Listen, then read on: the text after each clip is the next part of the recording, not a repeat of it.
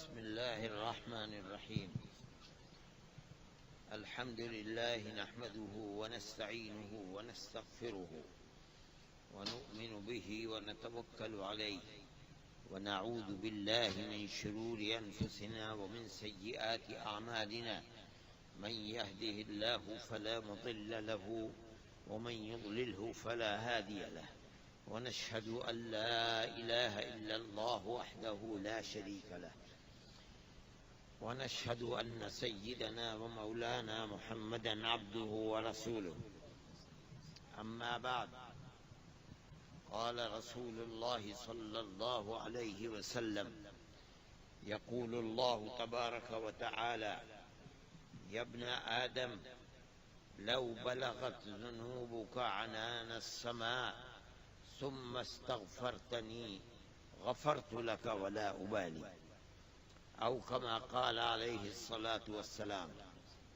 میرے محترم بزرگوں اور دوستو، میں نے ایک حدیث کا ایک جملہ آپ کے سامنے پیش کیا ہے، جس کے اندر اللہ تبارک و تعالی اپنی رحمت اور عنایت اپنے بندوں پر کس طرح کرتا ہے، اللہ نے اس کا ذکر فرمایا ہے۔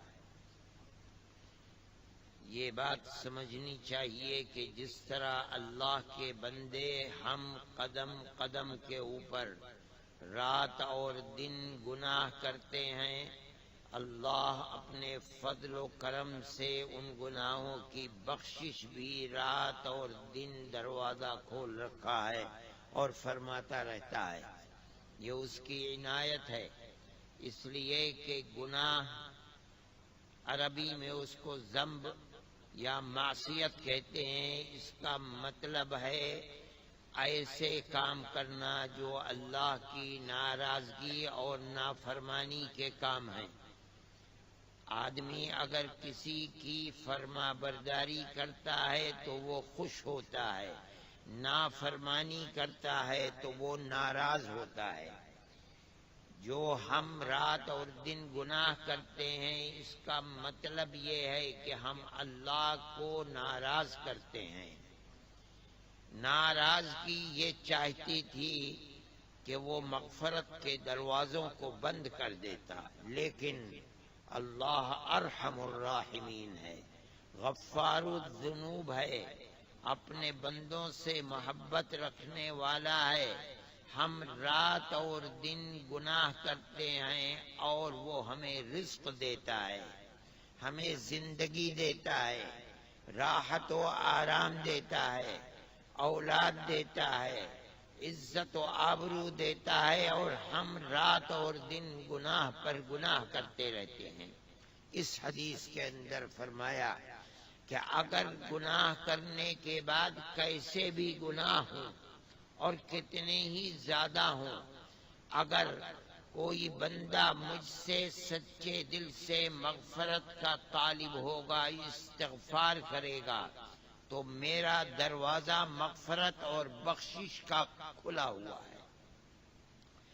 یہ حدیث جو میں نے پڑھی ہے، اس کے اندر فرماتے ہیں نبی کریم علیہ الصلاۃ والسلام کہ اللہ تبارک و تعالی فرماتا ہے، ہم نہیں سنتے، لیکن اس حقیقت سے اللہ کا نبی واقف ہے۔ وہ کیا فرماتا ہے؟ فرماتے ہیں کہ اللہ اپنے بندوں کو یہ فرماتا ہے کہ اے آدمی، اگر تو نے اتنے گناہ کیے کہ تیرے گناہ آسمان تک پہنچ گئے، یعنی پہاڑ بن گیا، اگر اتنے گناہ کرنے کے بعد بھی تو مجھ سے سچے دل سے معافی اور بخشش کی مانگ کرے گا اور توبہ کرے گا، یعنی عہد کرے گا کہ اے اللہ معاف فرما دے، میں اب گناہ نہیں کروں گا، تو میں تیرے گناہوں کے پہاڑ بھی معاف کر دوں گا۔ یہ اللہ تعالی کی محبت، اس کی عنایت ہے کہ ہم تو رات اور دن اس کو ناراض کرتے ہیں اپنی زندگی میں کاموں سے، اور وہ رات اور دن مغفرت کا دروازہ کھولے ہوئے ہے۔ آدمی توبہ کرے، استغفار کرے تو چاہے کتنے بھی گناہ ہوں اللہ تعالی کے یہاں بخشش کا دروازہ کھلا ہوا ہے۔ لیکن اس بات کو سمجھنا چاہیے کہ گناہ دو طرح کے ہیں، ایک وہ گناہ ہے جو اللہ کی نافرمانی ہے، ایک وہ گناہ ہے جو انسان اللہ کے بندوں کے حق کو ادا نہ کرے۔ یہ دونوں الگ الگ چیزیں ہیں۔ ایک یہ ہے کہ بندہ اللہ کے حق کو ادا نہیں کرتا، ان کو حقوق اللہ کہا جاتا ہے۔ ایک وہ گناہ ہے جو انسان کے حق کو ادا نہ کرے، انسان پر ظلم کرے، انسان ماں باپ کے حق کو ادا نہ کرے، اپنی بیوی اور بچوں کے حق کو ادا نہ کرے، انسان اپنے پڑوسیوں کے حق کو ادا نہ کرے، انسان کے حق کو ادا نہ کرے، چاہے اس کا مذہب کچھ بھی ہو، چاہے وہ ہندو ہو، چاہے مسلمان ہو، چاہے کرسچن ہو، چاہے یہودی ہو، انسان کسی انسان کے حق کو ناحق لے لے۔ مغفرت کا وعدہ جن گناہوں کے لیے کیا گیا ہے وہ گناہ ہے کہ انسان اپنے اللہ کے حق کو ادا نہیں کرتا، شراب پیتا ہے، جوا کھیلتا ہے، اللہ کی نافرمانی کرتا ہے، عورت ہے پردہ نہیں کرتی ہے، انسان منہ کالا کرتا ہے، یہ اللہ کی نافرمانی، اللہ کے حقوق کو ادا نہ کرنا ہے۔ مغفرت کا دروازہ کھلا ہوا ہے، کتنے بھی گناہ کر کے، یعنی اللہ کے حق کو ادا کرنے میں کتنی ہی کوتاہی ہو، اگر آدمی سچے دل سے توبہ اور استغفار کرتا، اے اللہ بڑھاپا آ گیا، موت قریب ہے، قبر میں پیر لٹکے ہوئے ہیں، اے اللہ میری کالی زندگی کو معاف فرما دے، اور میں عہد کرتا ہوں کہ اب تیری نافرمانی نہیں کروں گا۔ اللہ فرماتا ہے اگر تیرے گناہوں کے پہاڑ بھی ہیں میرے یہاں بخشش اور رحمت اور مغفرت کا دروازہ کھلا ہوا ہے۔ دوسرا گناہ ہے انسان کے حق کو ادا نہیں کرتا، کسی کی امانت میں خیانت کر لیتا ہے، کسی کے مال کی چوری کر لیتا ہے، سامان کو بیچتا ہے، دھوکہ دے کر بیچتا ہے، جھوٹی قسم کھا کر کے بیچتا ہے، کسی یتیم کا حق لے لیتا ہے، انسان کا حق لے لیتا ہے، بھائی بہن کا حق لے لیتا ہے، بھائی کا حق لے لیتا ہے، انسان پڑوسی کے حق کو لے لیتا ہے۔ اس سے کوئی بحث نہیں کہ اس انسان کا مذہب کیا ہے، نہیں، انسان نے انسان پر ظلم کیا، اللہ کے یہاں اس کی بخشش نہیں ہے۔ اللہ اپنے حق کے تو پہاڑ بھی معاف کر دے گا، حق لیا یتیم کا، حق لیا پڑوسی کا، حق لیا ماں باپ کا، اور یہ سمجھتا ہے کہ توبہ اور استغفار کر کے، عبادت کر کے ماں باپ کے حق کو معاف کرا لے گا، یہ قانون قدرت نہیں ہے، اسلام کے اندر اس کے لیے جگہ نہیں ہے۔ جس انسان کا حق لیا ہے اگر اسی انسان نے معاف کر دیا، موت سے پہلے معاف کرا لیا، اللہ کے دربار کے اندر مغفرت کا دروازہ کھلا ہوا ہے، اس لیے کہ جس کا حق تھا اس انسان نے اپنے حق کو معاف کر دیا۔ لیکن اگر موت آ گئی اور معافی نہیں ہوئی تو کل بارگاہ خداوندی میں چکتا کرنا پڑے گا اور ادا کیے بغیر بخشش نہیں ہوگی۔ حدیث میں نبی کریم علیہ الصلوۃ والسلام کے پاس ایک شخص آیا اور آ کر عرض کیا کہ یا رسول اللہ شہدت ان لا الہ الا اللہ وانک رسول اللہ، میرا ایمان ہے کہ اللہ کے سوا کوئی اللہ نہیں ہے، اور یہ بھی میرا ایمان ہے کہ آپ اللہ کے سچے رسول ہیں، وصلیت 5 صلوات وادیت زکاۃ مالی، وصمت رمضان فما لی یا رسول اللہ، میں 5 نمازیں بھی ادا کرتا ہوں، اپنے مال کی زکوٰۃ بھی دیتا ہوں، رمضان کے روزے بھی رکھتا ہوں، ہو سکتا ہے کہ حج اس وقت تک فرض ہی نہ ہوا ہو۔ یا رسول اللہ، میرا ایمان بھی وہ ہے جو آپ فرماتے ہیں، لا الہ الا اللہ محمد رسول اللہ۔ جو عبادتیں آپ نے بتائیں میں وہ عبادتیں بھی پوری کرتا ہوں۔ یا رسول اللہ، مجھے کیا ملے گا؟ یہ تو آپ کے حکم کو میں ادا کر رہا ہوں، اللہ کے حکم کو ادا کر رہا ہوں، مجھے اس کا بدلہ کیا ملے گا؟ اللہ کے نبی نے فوراً فرمایا، من مات علی ذلک فهو یوم القیامت، وہ قیامت کے دن جو یہ کرتا کرتا مر گیا، مع النبیین والصدیقین والصالحین، یہ کل قیامت کے دن ایسا کرنے والا انبیاء کے ساتھ ہوگا میدان محشر میں، وہ ایسا کرنے والا صدیقوں کے ساتھ ہوگا میدان محشر میں، ایسا کرنے والا اللہ کے نیک بندوں کے ساتھ اس کا حشر ہوگا، مگر ایک شرط ہے، الا ان یعق ابویہ، یہ شرط ہے۔ وہ شرط کیا ہے؟ شرط یہ ہے کہ جب موت اس کی آئی اس وقت تک وہ اپنے ماں باپ کا نافرمان نہیں تھا۔ اگر اس کا مطلب ہے کہ اگر کوئی انسان نماز پڑھتا پڑھتا، روزے رکھتا رکھتا، زکوٰۃ دیتا اور وہ مومن ہے، لا الہ الا اللہ محمد الرسول اللہ، لیکن دنیا میں وہ حق ادا نہیں کرتا تھا، ماں باپ کا حق ادا نہیں کرتا تھا، کل قیامت کے دن ایمان، نماز، روزہ، زکوٰۃ یہ ہاتھ پکڑ کر چاہے گی کہ اس کو جنت میں لے جائے۔ ماں باپ کی نافرمانی، حق کو ادا نہیں کیا، یہ دیوار بن کر کھڑی ہو جائے گی، نہیں جا سکتا۔ اللہ کے نبی ہمارے آقا حضرت محمد صلی اللہ علیہ وسلم فرماتے ہیں، ہمارا ایمان ہے کہ انہوں نے جو فرمایا وہ حق ہے۔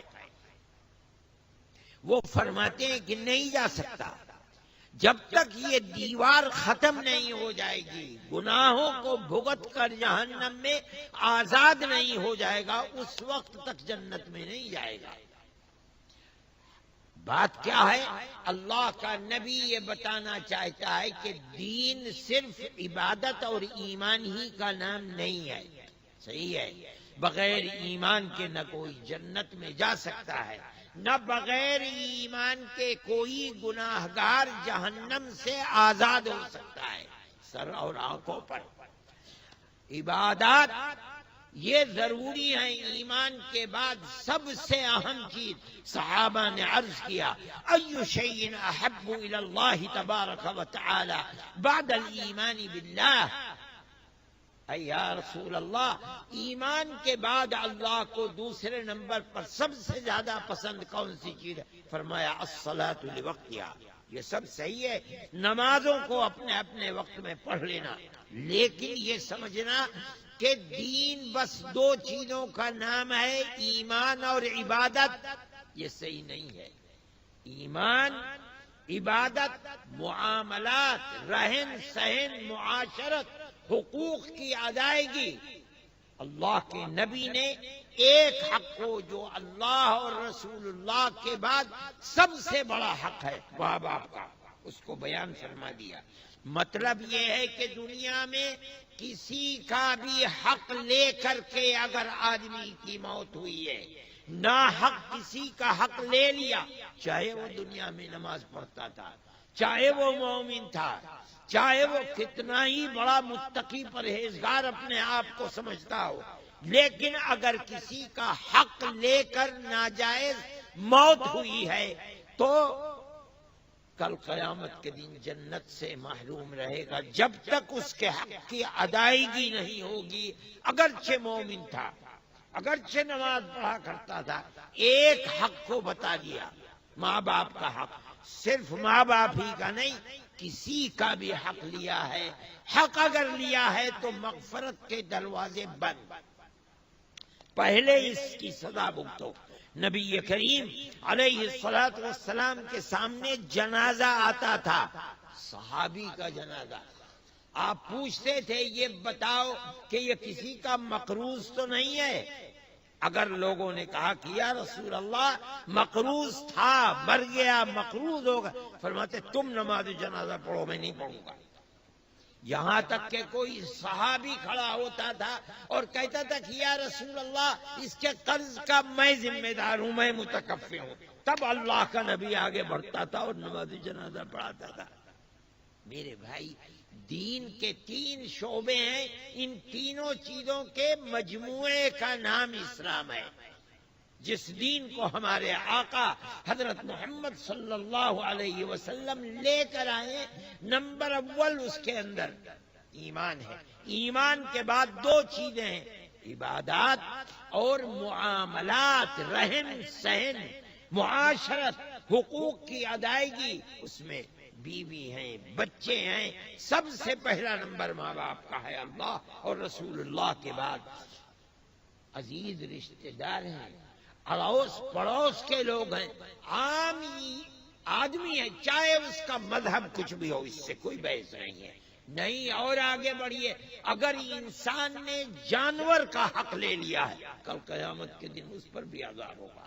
نبی کریم علیہ الصلوۃ والسلام نے فرمایا اس بڑھیا عورت کے لیے جس نے بلی کو باندھ کر رکھ لیا گھر میں، حدیث میں آتا ہے، نہ اس کو کھانے کو دیا نہ اسے چھوڑا کہ وہ خود اپنے کھانے کا بندوبست فرما، اللہ کے نبی فرماتے اس پر بھی قیامت کے دن عذاب ہوا اس کے اوپر۔